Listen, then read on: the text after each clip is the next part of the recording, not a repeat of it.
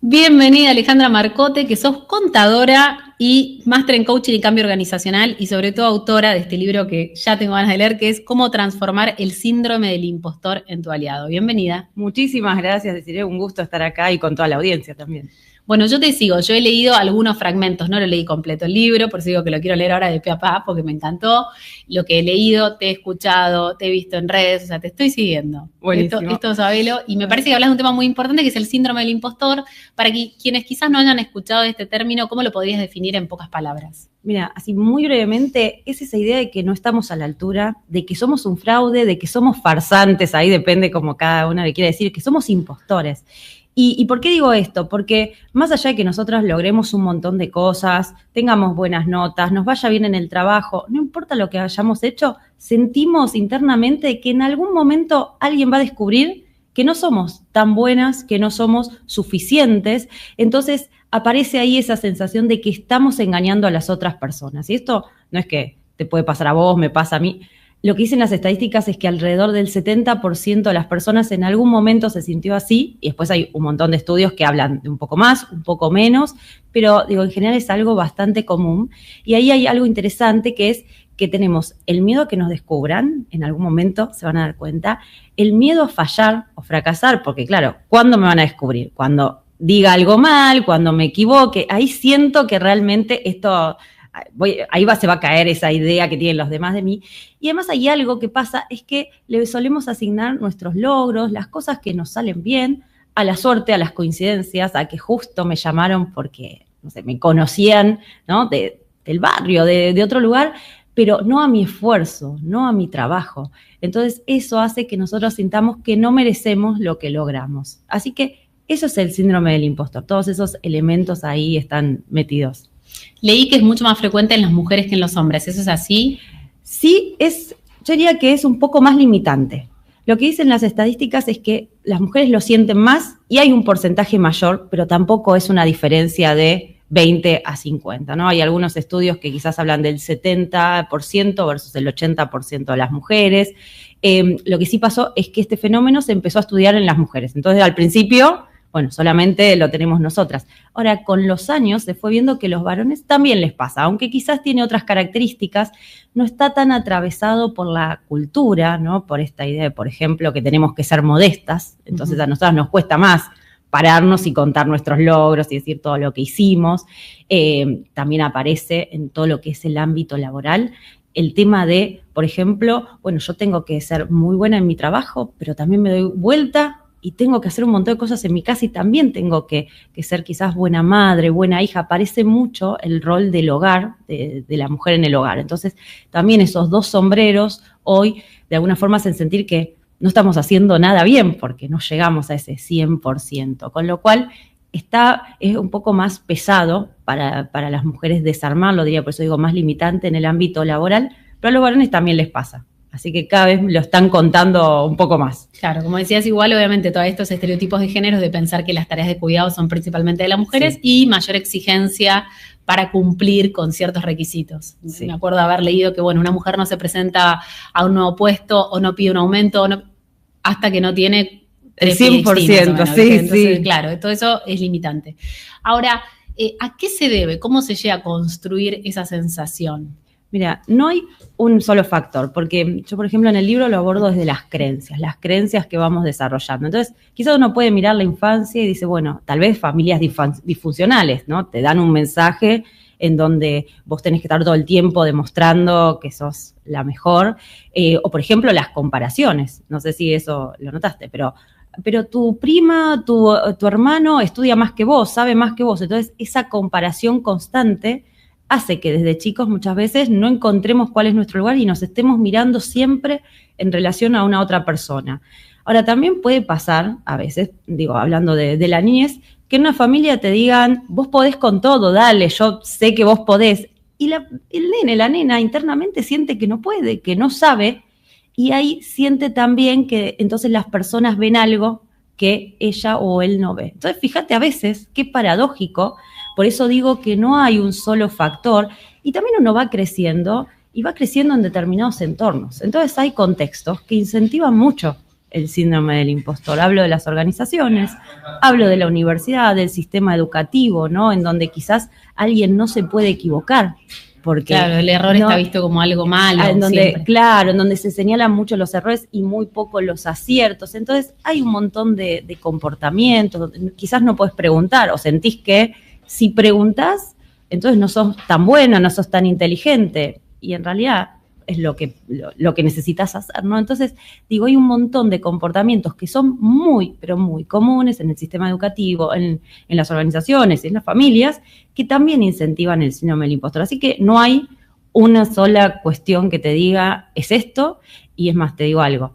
A veces uno va creciendo y en un momento hay una creencia, te cuento mi caso, como la de deberías hacerlo perfecto. Yo siempre fui súper perfeccionista, si te sacás un 10 y bueno, igual es como que sentís que te faltó algo, ¿no? Entonces, incentivado por un entorno en donde yo estudiaba para contadora, donde todo tiene que cerrar, y trabajando en ámbitos en donde todo tiene que cerrar, ¿no? En áreas de presupuesto y demás, esa creencia de que debería hacerlo todo perfecto y si me equivoco hay algo mal, se disparaba.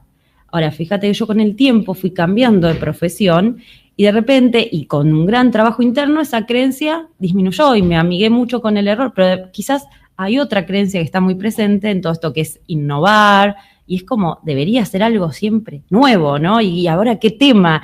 Y entonces hay otra creencia que te hace sentir que si no estás siempre dando algo diferente, en mi caso que doy charlas o doy talleres, es como, uy, entonces no soy tan buena, no estoy dando algo que además ya quizás lo dio otro. Entonces fíjate cómo algunas creencias van tomando más fuerza en un momento de la vida o en otro. O en un momento también histórico, porque también. Hoy los cambios son tan rápidos. O sea, hoy decís, che, está esta tendencia, incluso en redes sociales, dura 3 días, al cuarto día no, ya lo hizo todo el mundo, no sirve, ¿no? Claro. Para crear un contenido. Totalmente. O como decís vos, digo, hay un montón de gente haciendo esta información. Así, ¿qué puedo aportar yo?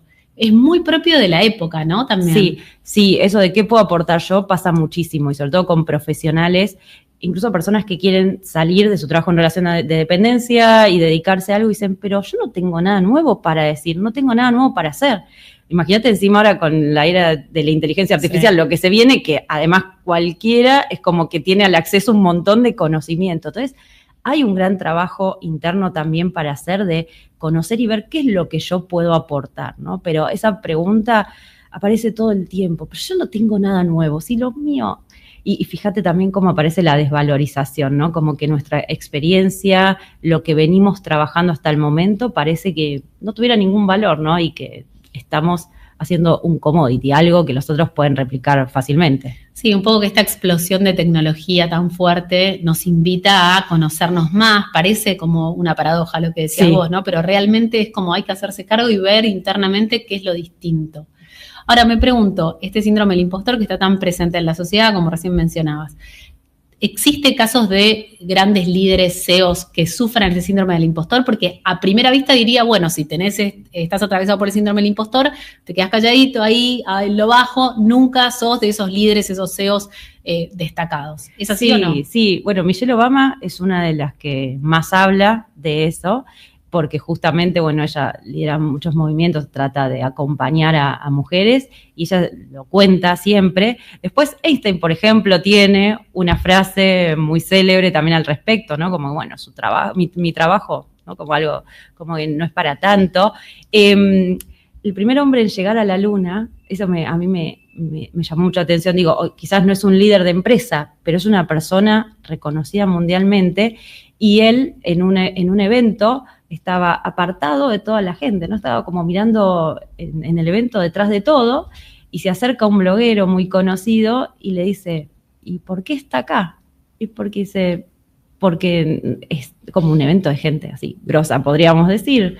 Bueno, pero usted también lo es. No, yo solamente hice mi trabajo, ¿no?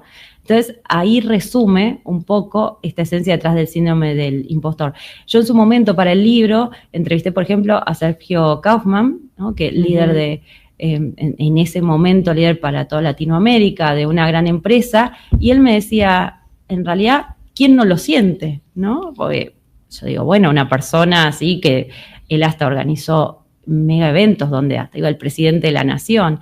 Y él me decía justamente que Si no sentís el síndrome del impostor, es como que no estás corriendo demasiado los límites. Para él, esa era la interpretación. Entonces, o sea, algo positivo. Algo positivo. Bueno, Shakira hace 2 años, creo, o un año, también en un video comentaba, ¿no? Como esto de ser lo suficientemente creativa. Y creo que tiene que ver, por eso digo, estoy hablando de líderes de empresas, personas muy reconocidas en ciencia, en lo del mundo del espectáculo. Y esto tiene para mí mucho que ver con esto de que estás en un lugar, primero que quizás no tenés tantas personas al lado, ¿no? En el mismo rango. También alcanzaste algo que tal vez no pensabas alcanzar. Entonces, digo, a veces uno las ve a esas personas y dice, no les debe pasar. Y sí les pasa, porque en algún momento también estuvieron en otro lugar y no pensaban que iban a llegar ahí, ¿no? Entonces, es una sensación bastante común en líderes, en no líderes, cada uno con sus vivencias, ¿no? Ahí hay cosas que pasan diferentes. ¿Y cómo diferencias entre simplemente ser una persona humilde, digamos, tener la humildad de los grandes, como se dice, y síndrome del impostor? Vos sabés que muchos dicen, bueno, es falsa humildad, ¿no? Okay. Y yo creo que es más un trabajo interno. Tal vez uno de afuera puede imaginar o no, pero ahí hay un trabajo interno. Hay muchas personas que realmente te dicen, lo que pasa es que yo no voy a decir que hice esto porque ¿qué van a pensar? No, bueno, eso sí, pero puede haber alguno que realmente tenga la humildad. Exacto, por eso. Claro. Hay personas que ahí lo ves como falsa humildad quizás, porque lo dicen solamente para que no quede mal. Pero hay otras personas que no lo logran ver. Entonces, ahí sí es, digamos, humildad. El tema es que estamos en una sociedad en donde vos, fíjate, lográs cosas, lográs algo y te da vergüenza contarlo. Porque es como, hay algo mal. Quizás en tener un buen trabajo, en estar contenta con tu trabajo, en tener dinero. Entonces, de alguna forma la sociedad nos va educando para que nos separemos de esos logros y para que no lo podamos contar y para pensar que hay algo mal. Digo, desde la afuera, tal vez no es tan fácil distinguir lo de falsa humildad o la humildad. Sí, cuando una persona siente el síndrome del impostor, no es falsa humildad. Realmente no puede conectar lo que logró con su participación. Por más que tenga un registro largo, a mí me pasaba en la universidad, me iba muy, muy bien, yo estudiaba a toda hora, y sin embargo, por ejemplo, en general en la universidad teníamos 2 exámenes, ¿no? Por materia. Entonces, en el primer examen sufrí un montón porque decía, me va a ir mal, me va a ir mal, me va a ir mal. Me iba bárbaro. Entonces, después iba al segundo examen y de vuelta sentía que me iba a ir mal. Y ya que al tiempo, o sea, cuando ya habían pasado muchas materias, que decían en mi familia, dale, deja de llorar, que ya sabés que te va a ir bien. Pero yo sentía que me iba a ir mal y la pasaba mal en serio. ¿Por qué? Porque por más que yo había visto que a mí me había ido bien, yo no podía conectar mis logros con mi esfuerzo. Entonces, ese es un gran trabajo. Es como que uno, como que era una cuestión de suerte. Claro, como que bueno, y justo te tomaron lo que sabías, la parte del libro que habías estudiado. Exacto. Bueno, pero ese es el mecanismo, lo traigo con mi ejemplo, pero ese es el mecanismo que está detrás del síndrome del impostor. Mira, hace un tiempo me dice una persona, lo dijo en un taller abiertamente, ¿no? Mira, justo se bajó una oradora de un evento y me llamaron a mí. Y yo siento que no, o sea, que no estoy ahí a la altura, o sea, que no tengo nada que hacer, porque claro, ese lugar era de otra persona. Entonces, yo digo, pero ¿y a vos te llamaron? Sí, pero porque se bajó alguien, ¿no? Entonces, fíjate cómo empezamos a ponerlo ahí en el afuera. Yo digo, pero no llamaron a cualquiera, no salieron a la puerta y dijeron, a ver, ¿quién puede entrar a dar una charla? Vieron quién era la persona que tenía determinada experiencia para subirse a ese escenario. Entonces, fíjate cómo le asignamos el logro a que se bajó la otra persona, a que se fue de vacaciones y no a decir, pará, miro, ¿qué es lo que tengo yo?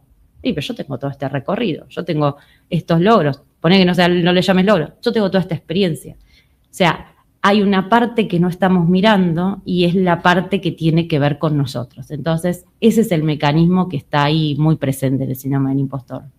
Pensando en cómo impacta esto, evidentemente de manera negativa, porque te puedes bajar, puedes no presentarte una oportunidad y todas estas cuestiones. ¿Cómo se hace para convertirlo en un aliado, como decís en el libro?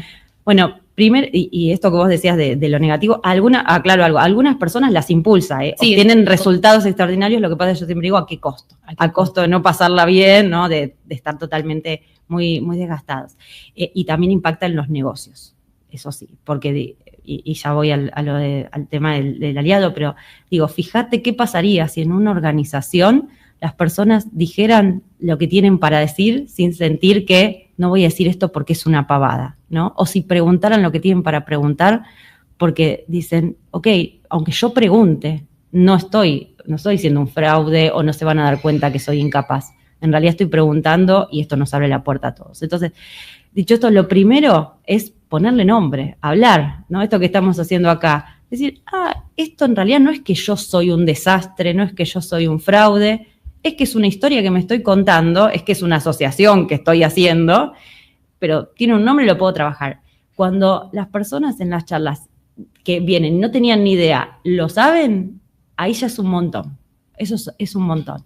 Después el poder compartirlo con otras personas, porque ya salimos de esto me pasa a mí, a esto nos pasa, quizás imagínate en un equipo de trabajo de 10 personas, 6, 7, 8 en algún momento se sintieron así o se sienten así de repente, aun cuando tienen determinados desafíos. No es lo mismo sentirte acompañado. Entonces esa vergüenza que te da sentirte la única persona que le pasa esto, ahora se va desvaneciendo. Entonces para mí eso es fundamental. Después hay que trabajar mucho, como bien vos decías, y más en esta época, con el autoconocimiento. Empezar a escuchar qué es lo que yo me digo. Muchas veces en los espacios de coaching les pregunto, ¿cuáles son esas frases que te decís? ¿En qué momento? ¿Cómo te sentís? Empezar a tener un registro propio, porque hay todo un mecanismo interno. Quizás hay personas que me dicen, no lo tengo muy claro. Entonces, empezar a escucharse, frenar esa radio interna que cuando te equivocaste dice, no ves, no servías para esto, no vale la pena, ahora todos se van a dar cuenta de que vos no servís, porque es muy cruel.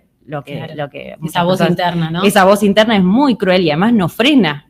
Entonces, cuando uno puede ponerle luz, empezar a escucharla, decir, ok, me estoy diciendo todo esto, en estas situaciones, ahí uno empieza a desarrollar como una valijita de herramientas. Yo ya sé que en las reuniones, de repente, donde está mi jefe o hay alguien a quien yo admiro, ahí yo ya me siento así, entonces ya me puedo preparar distinto, ¿no? Con alguna frase diferente, con desde lo corporal, cómo voy a estar en ese lugar. Entonces, esa conciencia es lo que nos ayuda un montón. Trabajar con los errores es fundamental, porque fíjate que lo primero que te dije es que sentimos miedo a equivocarnos porque ahí creemos que se va a confirmar que somos poco capaces, poco suficientes. Por ende, pensar o empezar a ver que el error es parte del proceso. Claro. Tenemos una sociedad que está cambiando. Yo hace 10 años que trabajo con aprender del error.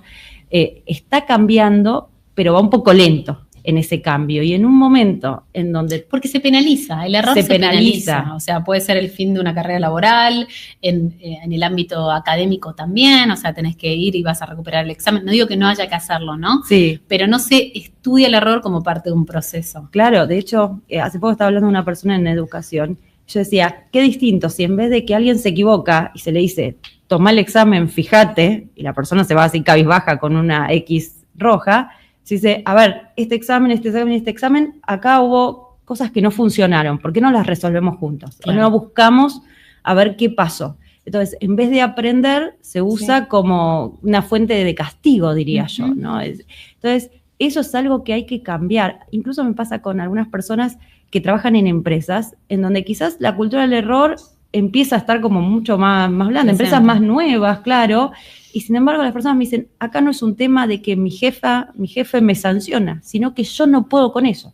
Claro. O sea, yo no me lo puedo permitir. Entonces, fíjate cómo... ¿Y desde qué lugar se puede, desde la empresa, no? Estoy pensando ayudar o potenciar a estas personas para que justamente se animen a preguntar, se animen a equivocarse. ¿Qué se podría hacer? Ahí hay que hacer un trabajo de lo que se llama ahora seguridad psicológica, ¿no? Generar espacios de seguridad psicológica. Primero, mucha coherencia entre lo que se dice y lo que se hace. Porque hay muchas organizaciones, quizás nuevas, que ya están como con estas más empapadas. Ahora, las que están en transición, que tienen muchos años, tal vez hasta en los valores hoy tienen aprender del error, pero todavía en los hechos no se ve. Entonces, quizás en una evaluación de desempeño, una persona que se equivocó, que hubo un proyecto que no funcionó, no se evalúa tan diferente si después aprendió de eso, si tuvo algún mecanismo de recuperación de todo eso o si no. ¿Entendés? Entonces hay todavía, claro, hay todavía mecanismos que no están muy alineados en ese sentido. Lo mismo que pasa con quienes lideran, por yo digo, siempre le caemos a quienes lideran, pero sobre todo por el tema de que son ejemplo de esto, que también están en la misma transición, que probablemente estamos todos en la sociedad respecto de esta situación. Entonces quizás tienen que decir, o les dicen, bueno, ahora del error se aprende y demás, o realmente lo ven como un mensaje que está bueno, pero internamente no lo sienten así. Entonces, cuando yo hago los trabajos con líderes, muchas veces sale que decís a tu equipo, y yo al equipo le digo que del error se aprende, que podemos trabajarlo juntos. ¿Qué sentís cuando están estos errores? Bronca, ira, enojo, tristeza, culpa.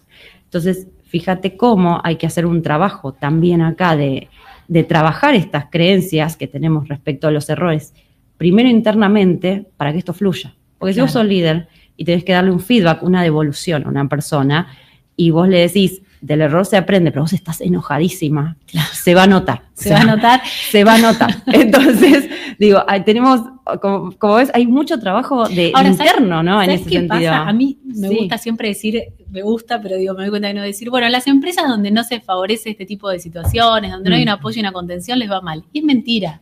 Hay muchas empresas a las cuales les va bárbaro con la cultura del terror, la de la competencia extrema.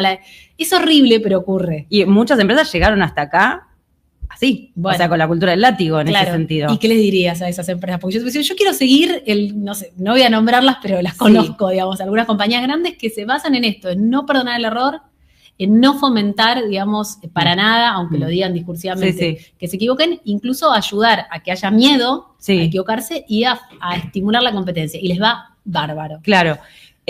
A ver, yo acá una aclaración. Yo no es que digo, bueno, entonces ahora equivoquémonos y festejemos. O sea, no, pero entiendo la de propiciar eso, la de que sea un ambiente menos tóxico. Yo igual, aunque me digas que va a ir mal y aunque no importa, yo creo que ese es el camino. Porque pienso en el costo psicológico. Pero digo, ¿qué le responderías a alguien que te dice, che, pero mira, no me importa? Digo, mira, a mí me puede ir bárbaro así porque a tal y cual empresa que aplican la cultura del terror absoluto, de competencia... A ver, para mí a las empresas le pueden haber, bueno, de hecho a muchas, a la gran mayoría, diría que los que más me contan son esas empresas. Porque claro, son las que necesitan cambiar algo. Ser malos de última para la sociedad. Creo que el desafío se viene cada vez más en el sentido de si eso les va a servir para vivir en el mundo que se viene, ¿no? En donde vos estás necesitando cada vez más de las personas, de sus ideas, de sus propuestas, hablamos de innovación. Y yo creo que si las personas tienen miedo a equivocarse, a decir algo y que los castiguen, ¿no? Porque dicen algo que no está bueno, cada vez más esas personas, primero, o no van a estar trabajando en esos lugares, y hoy hay muchas compañías que tienen renombre y sin embargo les cuesta conseguir talento, se les va, y por más que ofrezcan más dinero, las nuevas generaciones no están llegando a ellos. Entonces, eso por un lado, pero creo que el gran desafío es esto de la innovación, de cómo hacemos lo nuevo, y me parece que bajo esa cultura del error como castigo, de la opresión total, ¿no? Claro, el mundo cambió demasiado y creo que lo estamos viendo en pocos meses lo que está cambiando, ¿no? Entonces, creo que lo que te sirvió hasta acá no necesariamente te va a servir hacia adelante y vas a perder mucho del talento, obviamente. Quizás hay empresas que me dicen, no me importa, una legión de agentes de inteligencia. Claro, por eso ahora tenemos eso, y bueno, ya ahí con los agentes ya tendrás otra conversación, pero sí creo que hoy hay un gran desafío con las compañías estas que no están pudiendo retener, no me gusta la palabra, porque parece que lo estás agarrando. Que no pueden reclutar y sostener a lo largo del tiempo. Claro, y quizás los más jóvenes se van a otro tipo de empresas, pero sí hay algo importante en esto de las personas no hablan. Yo lo que veo es mucha conversación, sobre todo en este tipo de organizaciones, mucha conversación defensiva, en donde yo no te voy a arriesgar a decir algo que se me ocurrió. Entonces, todas esas conversaciones se pierden. Es más, yo digo, tantos esfuerzos por tener empresas en donde haya diversidad de edades, de género, esto. Y las personas es como si alguien dice no se animan a contradecir. Entonces, ese tipo de conversaciones no te lleva mucho a la innovación. ¿Te servirá para otro tipo de compañías? Bueno, te servirá para otro tipo de compañía o determinado. Esto sí te iba a decir. Hay empresas que tienen una cultura muy diferente en distintos sectores. Y me han pasado. Sí. Sector de tecnología, con el error estamos súper amigados. Es sector de cobranzas, penalización. O sea, digo, hay un mundo dentro de las corporaciones con este tema. Con lo cual, yo en general es un tema que es como más artesanal, ¿no? Ahí hay que entender dónde estamos, entender para dónde se quiere ir y ahí ir trabajándolo. Y aparte es posible que quizás en esa organización quieran mantener ese ritmo o esa lógica de tener divididos, porque bueno, quizás para cobranzas realmente quieren que no haya error. Y ahí capaz pueden poner sus agentes de IA, ¿no? Claro, por eso digo, oye, estamos en un momento en donde los desafíos que se vienen y cómo viene el mundo, yo creo que es muy impredecible, ¿no? Más allá de todos los gurúes que hablan de la inteligencia artificial, pero se vienen muchos cambios, ¿no? Entonces, sí, lo que me pregunto es si las personas no se animan a hablar, no se animan a innovar, innova. Pero si entre paréntesis decimos no te equivoques, no sé, que vas a hacer algo distinto, vas a ponerte a hacer algo diferente en tu trabajo, vas a implementar. El otro día estaba viendo un video de alguien que implementó un montón de automatizaciones, ¿no? Con inteligencia artificial y entonces lo promovieron por haberse animado a hacer eso, que bueno, que para la empresa estuvo bueno. Uh-huh. Ahora, ¿vos vas a hacer eso si sabés que si te sale mal te castigan? Claro. Y no. Entonces, ahí es donde está el punto para mí. Bueno, buenísimo. Muchísimas gracias, Ale. Un gusto enorme. Igualmente. Gracias, Gire.